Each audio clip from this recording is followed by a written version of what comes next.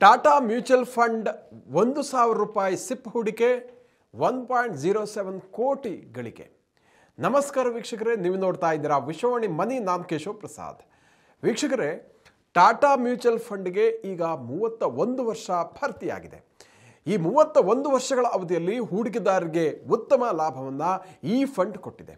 ಉದಾಹರಣೆಗೆ 30 ವರ್ಷಗಳ ಹಿಂದೆ ನೀವು ಟಾಟಾ ಮ್ಯೂಚುವಲ್ ಫಂಡ್ನ ಟಾಟಾ ಮಿಡ್ ಕ್ಯಾಪ್ ಫಂಡ್ನಲ್ಲಿ 1,000 ರೂಪಾಯಿಗಳ ಸಿಪ್ಪನ್ನು ಆರಂಭಿಸಿದರೆ ಈಗ ಅದು ಕಾಂಪೌಂಡಿಂಗ್ ಪರಿಣಾಮ 1,07,00,000 ರೂಪಾಯಿಗೆ ಬೆಳೆದಿರ್ತಾ ಇತ್ತು. ಒಂದು ವೇಳೆ 30 ವರ್ಷದ ಹಿಂದೆ 1 ಲಕ್ಷ ರೂಪಾಯಿನ ಲಂಸಮ್ ಆಗಿ ಹೂಡಿಕೆ ಮಾಡಿರುತ್ತಿದ್ದರೆ ಈಗ 47 ಲಕ್ಷ ರೂಪಾಯಿಗೆ ಬೆಳೆದಿರ್ತಾ ಇತ್ತು.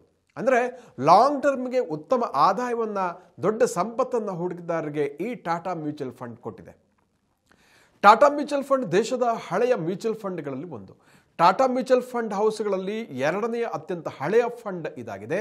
ಇತ್ತೀಚಿನ ವರ್ಷಗಳಲ್ಲಿ ಸ್ವಲ್ಪ ಹಿಂದುಳಿದಿದ್ರೂ ಕೂಡ ದೀರ್ಘಾವಧಿಯಲ್ಲಿ ಉತ್ತಮವಾದಂತಹ ಲಾಭವನ್ನು ಹೂಡಿಕೆದಾರರಿಗೆ ಇದು ಕೊಟ್ಟಿದೆ. 3, 5, 7, 10, 20 ಮತ್ತು 30 ವರ್ಷಗಳ ಅವಧಿಯಲ್ಲಿ ನಿರಂತರವಾಗಿ ಉತ್ತಮ ರಿಟರ್ನ್ಸ್ ಅನ್ನು ಕೊಟ್ಟಿದೆ. ವ್ಯಾಲ್ಯೂ ರಿಸರ್ಚ್ ಪ್ರಕಾರ 41 ಈಕ್ವಿಟಿ ಫಂಡ್ಗಳ ಪೈಕಿ 10 ರಿಂದ 15 ವರ್ಷಗಳ ರಿಟರ್ನ್ ಆಧಾರದಲ್ಲಿ ಹೇಳೋದಿದ್ರೆ ಟಾಟಾ ಮಿಡ್ ಕ್ಯಾಪ್ ಫಂಡ್ ಟಾಪ್ನಲ್ಲಿದೆ. ಹೂಡಿಕೆದಾರರ ಹಣವನ್ನು 31 ವರ್ಷಗಳಲ್ಲಿ 47 ಪಟ್ಟು ವೃದ್ಧಿಸಿದೆ. ಲಾಂಗ್ ಟರ್ಮ್ ಹೂಡಿಕೆದಾರರಿಗೆ ಇದು ಅತ್ಯುತ್ತಮ ಫಂಡ್ ಆಗಿ ಇದುವರೆಗೆ ಪ್ರಯೋಜನವಾಗಿದೆ. ಈಗ ಟಾಟಾ ಮಿಡ್ ಕ್ಯಾಪ್ ಫಂಡ್ನ ವಿವರಗಳನ್ನು ನೋಡೋಣ. Tata mid cap fund 1994 July 1ರಂದು ಆರಂಭ ಆಯಿತು. ಬಿಡುಗಡೆ ಆದ ಬಳಿಕ ಇಲ್ಲಿಯವರೆಗೆ ಸರಾಸರಿ 13.20% ರಿಟರ್ನ್ಸ್ ಅನ್ನು ಕೊಟ್ಟಿದೆ. ಈ ಫಂಡ್ ತನ್ನ ಬೆಂಚ್ ಮಾರ್ಕ್ ಆಗಿ ನಿಫ್ಟಿ ಮಿಡ್ ಕ್ಯಾಪ್ 150 TRI ಅನ್ನು ಟ್ರ್ಯಾಕ್ ಮಾಡುತ್ತೆ. ಇದನ್ನು ವೆರಿ ಹೈ ರಿಸ್ಕ್ ಇನ್ವೆಸ್ಟ್ಮೆಂಟ್ ಕೆಟಗರಿಯಲ್ಲಿ ಇಡಲಾಗಿದೆ. ಇದು ಓಪನ್ ಎಂಡೆಡ್ ಸ್ಕೀಮ್ ಆಗಿದ್ದು 2025 ಜುಲೈ 31ರ ವೇಳೆಗೆ 4,984 ಕೋಟಿ ರೂಪಾಯಿಗಳ ಅಸೆಟ್ಗಳನ್ನು ನಿರ್ವಹಿಸ್ತಾ ಇದೆ. ಇದರ ಎಕ್ಸ್ಪೆನ್ಸ್ ರೇಷಿಯೋ ಬಂದ್ಬಿಟ್ಟು 1.85% ಆಗಿದೆ. Tata mid cap fund returns ಬಗ್ಗೆ ನೋಡಿದ್ರೆ 3 ವರ್ಷಗಳಲ್ಲಿ 19.98% CAGR ಕೊಟ್ಟಿದೆ ಕಾಂಪೌಂಡ್ ಆನ್ಯುವಲ್ ಗ್ರೋತ್ ರೇಟ್ನಲ್ಲಿ. 5 ವರ್ಷಗಳಲ್ಲಿ 24.92% CAGR ಕೊಟ್ಟಿದ್ರೆ 10 ವರ್ಷಗಳಲ್ಲಿ 14.63%, 15 ವರ್ಷಗಳಲ್ಲಿ 16.06%, 20 ವರ್ಷಗಳಲ್ಲಿ 15.63%, ಒಟ್ಟು ಅವಧಿಯಲ್ಲಿ ಸರಾಸರಿ 13.20% ಹಾಗೂ ಸಿಪ್ ಹೂಡಿಕೆದಾರರಿಗೆ ಇನ್ನೂ ಜಾಸ್ತಿ ಕೊಟ್ಟಿದೆ. 17.39 CAGR ರಿಟರ್ನ್ಸ್ ಕೊಟ್ಟಿರುವಂಥದ್ದು. ಇಲ್ಲಿ ಗಮನಿಸಬೇಕಾಗುವುದು ಏನಂದರೆ, ಸಿಪ್ ಮೂಲಕ ಕಳೆದ 30 ವರ್ಷಗಳಲ್ಲಿ ಪ್ರತಿ ತಿಂಗಳು 1,000 ರೂಪಾಯಿ ಹೂಡಿಕೆ ಮಾಡಿದವರಿಗೆ 17.39% CAGR ಲೆಕ್ಕದಲ್ಲಿ ಅವರಿಗೆ 1,07,00,000 ರೂಪಾಯಿ ಸಂಪತ್ತು ಲಭಿಸಿರುವಂಥದ್ದು. Tata mid cap fund portfolio ಬಗ್ಗೆ ನೋಡೋದಿದ್ರೆ ಟಾಟಾ ಮಿಡ್ ಕ್ಯಾಪ್ ಫಂಡ್ ಪೋರ್ಟ್ಫೋಲಿಯೋದಲ್ಲಿ ಹಲವಾರು ಸೆಕ್ಟರ್ಗಳಲ್ಲಿ ಹೂಡಿಕೆಯನ್ನು ನಾವು ಕಾಣಬಹುದು. ಅವುಗಳ ವಿವರ ಹೀಗಿದೆ.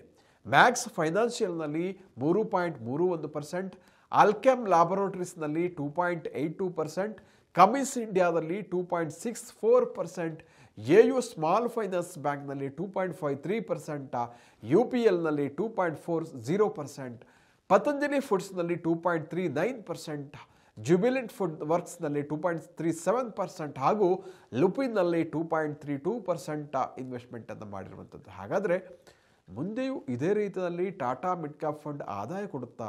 ಇದನ್ನು ಹೇಳಲಿಕ್ಕೆ ಯಾರಿಗೂ ಹೇಳಲು ಸಾಧ್ಯ ಇಲ್ಲ. ಯಾಕಂತಂದರೆ ಮ್ಯೂಚುವಲ್ ಫಂಡ್ನಲ್ಲಿರುವ ಹೂಡಿಕೆಗಳು ಮಾರುಕಟ್ಟೆಯ ಏರಿಳಿತಗಳ ರಿಸ್ಕನ್ನು ಕೂಡ ಒಳಗೊಂಡಿರುತ್ತೆ. ಇದು ಯಾವುದೇ ಮ್ಯೂಚುವಲ್ ಫಂಡ್ ಆದರೂ ಅಷ್ಟೇ, ಹಳೆಯ ಪರ್ಫಾರ್ಮೆನ್ಸ್ ಭವಿಷ್ಯದ ರಿಟರ್ನ್ಸ್ಗೆ ಗ್ಯಾರಂಟಿ ಆಗಿರಲ್ಲ. ಆದ್ದರಿಂದ ಹೂಡಿಕೆದಾರರು ಯಾವುದೇ ಮ್ಯೂಚುವಲ್ ಫಂಡ್ ಆಯ್ಕೆ ಮಾಡುವಾಗ ಅದರ ರಿಸ್ಕ್ ಲೆವೆಲ್ ನೋಡಬೇಕು, ಇನ್ವೆಸ್ಟ್ಮೆಂಟ್ ಸ್ಟ್ರಾಟಜಿ ಹೇಗಿದೆ ಅಂತ ನೋಡಬೇಕು, ಫಂಡ್ ಮ್ಯಾನೇಜರ್ಗೆ ಇರುವ ಪ್ರೊಫೆಷನಲ್ ಅನುಭವ ಅಥವಾ ವೃತ್ತಿಪರ ಅನುಭವ ಎಷ್ಟಿದೆ ನೋಡಬೇಕು, ಅವರ ಹೂಡಿಕೆಯ ಗುರಿಗಳನ್ನು ಗಮನಿಸಬೇಕು. ಸೆಬಿನಲ್ಲಿ ನೋಂದಾಯಿತ ಮ್ಯೂಚುವಲ್ ಫಂಡ್ ಸಲಹೆಗಾರರ ನೆರವನ್ನು ಇದಕ್ಕೆ ಪಡೆಯಬಹುದು. ವೀಕ್ಷಕರೇ, ಜುಲೈನಲ್ಲಿ ಮ್ಯೂಚುವಲ್ ಫಂಡ್ಗಳು ಬಹಳ ದೊಡ್ಡ ಮಟ್ಟದಲ್ಲಿ ಸ್ಟಾಕ್ ಮಾರ್ಕೆಟ್ನಲ್ಲಿ ಇನ್ವೆಸ್ಟ್ ಮಾಡಿರುವಂಥದ್ದು ಗಮನಿಸಿ. ದೊಡ್ಡ ಮಟ್ಟದಲ್ಲಿ ಅವುಗಳು 45,400 ಕೋಟಿ ರೂಪಾಯಿ ಮೌಲ್ಯದ ಷೇರುಗಳನ್ನು ಮ್ಯೂಚುವಲ್ ಫಂಡ್ಗಳು ಜುಲೈ 1ರಲ್ಲೇ ಖರೀದಿ ಮಾಡಿದೆ. State bank of India, Infosys, TCS ಇತ್ಯಾದಿ ಟಾಪ್ ಲಾರ್ಜ್ ಕ್ಯಾಪ್ ಸ್ಟಾಕ್ಗಳಲ್ಲಿ ಪಿಕ್ ಮಾಡಿ ಇನ್ವೆಸ್ಟ್ ಮಾಡಿರುವಂಥದ್ದು ಮ್ಯೂಚುವಲ್ ಫಂಡ್ಗಳು. ಹೀಗಿದ್ರೂ ಕೂಡ ಕೆಲವೊಂದು ಕಂಪನಿಗಳ ಷೇರುಗಳಲ್ಲಿ ಹೂಡಿಕೆಯನ್ನು ಕಡಿಮೆ ಮಾಡಿದೆ. ಉದಾಹರಣೆಗೆ ಇಂಟರ್ ಗ್ಲೋಬ್ ಏವಿಯೇಷನ್ ಮತ್ತು ಇತರ ಕಂಪನಿಗಳಲ್ಲಿ. ಈಗ ಒಂದಷ್ಟು ಅವುಗಳ ಡೀಟೇಲ್ಸನ್ನು ನೋಡೋಣ. ಮುಖ್ಯವಾಗಿ ಯಾವೆಲ್ಲ ಕಂಪನಿಗಳಲ್ಲಿ ಮ್ಯೂಚುವಲ್ ಫಂಡ್ಗಳು ಜುಲೈನಲ್ಲಿ ಸಾಕಷ್ಟು ಇನ್ವೆಸ್ಟ್ಮೆಂಟನ್ನು ಇನ್ಕ್ರೀಸ್ ಮಾಡಿದೆ ಅಂತ ನೋಡಿದ್ರೆ, ಸ್ಟೇಟ್ ಬ್ಯಾಂಕ್ ಆಫ್ ಇಂಡಿಯಾ ದೇಶದ ಅತಿ ದೊಡ್ಡ ಬ್ಯಾಂಕ್ನಲ್ಲಿ 10,200 ಕೋಟಿ ರೂಪಾಯಿ ಮೌಲ್ಯದ ಷೇರುಗಳನ್ನು ಮ್ಯೂಚುವಲ್ ಫಂಡ್ಗಳು ಜುಲೈ ಒಂದೇ ತಿಂಗಳಲ್ಲಿ ಇನ್ವೆಸ್ಟ್ ಮಾಡಿರುವಂಥದ್ದು. ಅದೇ ರೀತಿ IT ಕಂಪನಿಯಾದ ಇನ್ಫೋಸಿಸ್ನಲ್ಲಿ 5,400 ಕೋಟಿ ರೂಪಾಯಿ ಮೌಲ್ಯದ ಷೇರುಗಳನ್ನು ಖರೀದಿಸಿರುವಂಥದ್ದು. TCSನಲ್ಲಿ 4,000 ಕೋಟಿ ರೂಪಾಯಿಗಳನ್ನು ಹೂಡಿಕೆ ಮಾಡಿರುವಂಥದ್ದು. ಅದೇ ರೀತಿ ಯಾವುದೆಲ್ಲ ಷೇರುಗಳಲ್ಲಿ ಕಡಿಮೆ ಮಾಡಿದೆ ಅಂತ ನೋಡಿದ್ರೆ, ಇಂಟರ್ ಗ್ಲೋಬ್ ಏವಿಯೇಷನ್ನಲ್ಲಿ 2,400 ಕೋಟಿ ರೂಪಾಯಿ ಷೇರುಗಳ ಇನ್ವೆಸ್ಟ್ಮೆಂಟನ್ನು ವಾಪಸ್ ಹಿಂದೆ ಎದುಕೊಂಡಿರುವಂಥದ್ದು. ಎಟರ್ನಲ್ಲಿ 1,700 ಕೋಟಿ ರೂಪಾಯಿಗಳ ಷೇರುಗಳನ್ನು ಮಾರಾಟ ಮಾಡಿರುವಂಥದ್ದು. HPCLನಲ್ಲಿ 900 ಕೋಟಿ ರೂಪಾಯಿ ಮೌಲ್ಯದ ಷೇರುಗಳನ್ನು ಮಾರಾಟ ಮಾಡಿರುವಂಥದ್ದು. ಇದು ಮಿಡ್ ಕ್ಯಾಪ್ ಬಗ್ಗೆ ನೋಡಿದ್ರೆ, ಇವಾಗ ನಾವು ಲಾರ್ಜ್ ಕ್ಯಾಪ್ ನೋಡಿದ್ವಿ. ಇನ್ನು ಮಿಡ್ ಕ್ಯಾಪ್ನಲ್ಲಿ ನೋಡಿದ್ರೆ, ಟ್ರಾವೆಲ್ ಫುಡ್ ಸರ್ವಿಸ್ ಕಂಪ್ನಿಯಲ್ಲಿ 700 ಕೋಟಿ ರೂಪಾಯಿ ಮೌಲ್ಯದ ಷೇರುಗಳನ್ನು ಮ್ಯೂಚುವಲ್ ಫಂಡ್ಗಳು ಜುಲೈನಲ್ಲಿ ಖರೀದಿ ಮಾಡಿದೆ. JB ಕೆಮಿಕಲ್ಸ್ ಆ್ಯಂಡ್ ಫಾರ್ಮಾಸ್ಯೂಟಿಕಲ್ಸ್ನಲ್ಲಿ ಸುಮಾರು 400 ಕೋಟಿ ರೂಪಾಯಿಗಳ ಷೇರುಗಳನ್ನು ಖರೀದಿಸಿವೆ. ನವೀನ್ ಫ್ಲೋರಿನ್ ಇಂಟರ್ನ್ಯಾಷನಲ್ ಷೇರುಗಳಲ್ಲಿ 600 ಕೋಟಿ ರೂಪಾಯಿಯನ್ನು ಇನ್ವೆಸ್ಟ್ ಮಾಡಿರುವಂಥದ್ದು. ಅದೇ ರೀತಿ ಮೇಜರ್ ರಿಡಕ್ಷನ್ಗಳು ಯಾವುದರಲ್ಲಿ ಅಂತಂದರೆ, ಷೇರುಗಳ ಮಾರಾಟ ಯಾವುದರಲ್ಲಿ ಮಾಡಿದ್ರೆ, ACC ಸಿಮೆಂಟ್ನಲ್ಲಿ 800 ಕೋಟಿ ರೂಪಾಯಿ ಮೌಲ್ಯದ ಷೇರುಗಳನ್ನು ಮಾರಾಟ ಮಾಡಿವೆ. ಹಿಂದೂಸ್ತಾನ್ ಕಾಪರ್ನಲ್ಲಿ 600 ಕೋಟಿ ರೂಪಾಯಿ, ಆರ್ತಿ ಇಂಡಸ್ಟ್ರೀಸ್ನಲ್ಲಿ 400 ಕೋಟಿ ರೂಪಾಯಿ ಮೌಲ್ಯದ ಷೇರುಗಳನ್ನು ಮಾರಾಟ ಮಾಡಿರುವಂಥದ್ದು.